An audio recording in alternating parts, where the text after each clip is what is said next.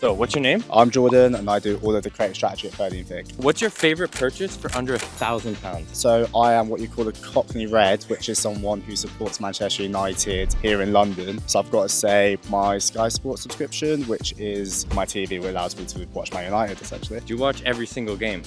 I do, unfortunately. It's been a terrible season, but yeah, I guess that's what brand loyalty is. When's the last game, or like, what's the last game that you didn't watch? So I actually didn't watch the last game of the season because we unfortunately lost the European final to Tottenham, which is very close to where I live. I have a lot of friends who I just could not face, so I did not watch their last game.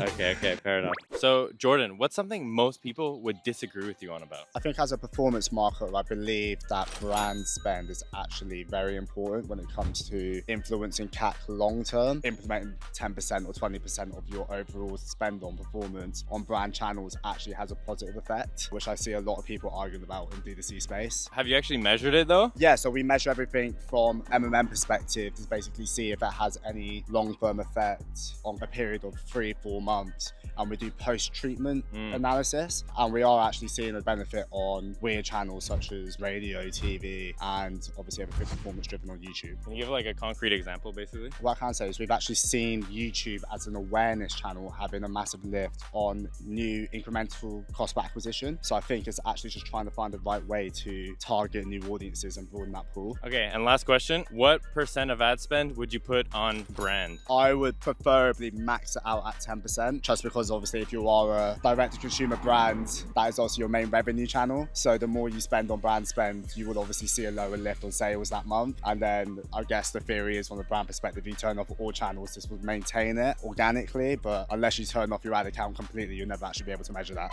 And looks like we're gonna get killed on the road. So.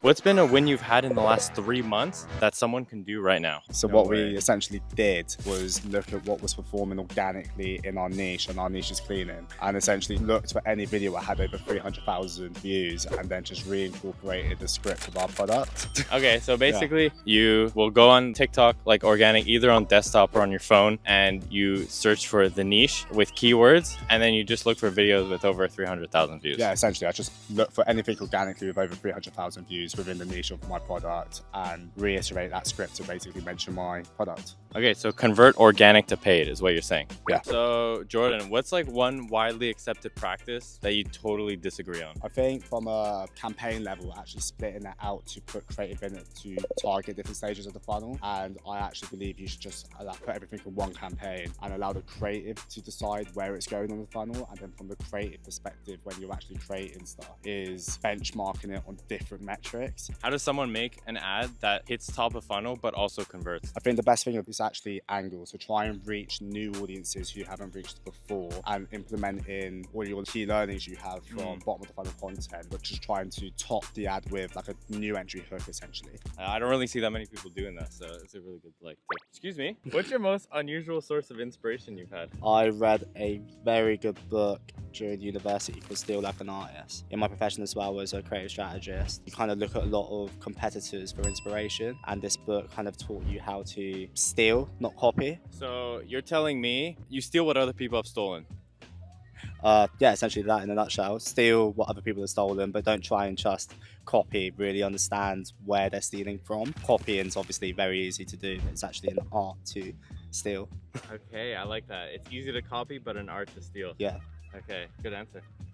What's your best tip to make a winning ad on Meta? Something we've been doing recently is actually just creating as many ads in 1 week. So we get a brief on Monday, then we've got a launch on Friday. I think one of the best tips is actually use your resources. So ironically, I actually filmed the winning ad here where we just basically did a script to camera as we're talking now, presenting our offer. And that was one of our best performing ads. And that was ideated on like 10 a.m, shot at 12 a.m. and launched that, the same day. That day. Yeah. Same day. Edited same day. Wow. Yeah. Okay, so don't overthink it and just create ads. Yeah, essentially. So Jordan, what's your favorite AI tool right now? It is Use Motion AI. So it is essentially an AI personal assistant, which basically helps with organizing meetings, workloads I have on projects, and really time block essentially how to meet deadlines, etc. It's also really good at like remembering personal life stuff, such as like anniversaries, birthdays. Forgetting those anniversaries.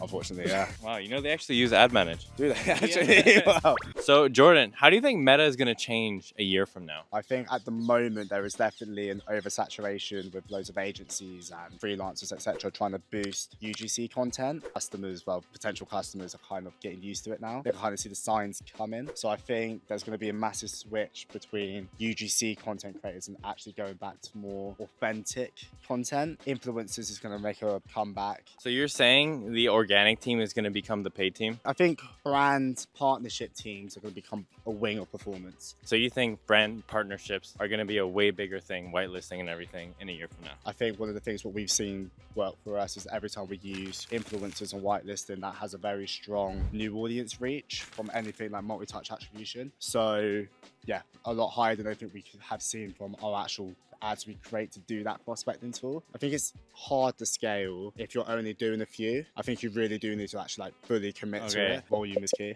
Volume and brand partnerships, basically. Yeah,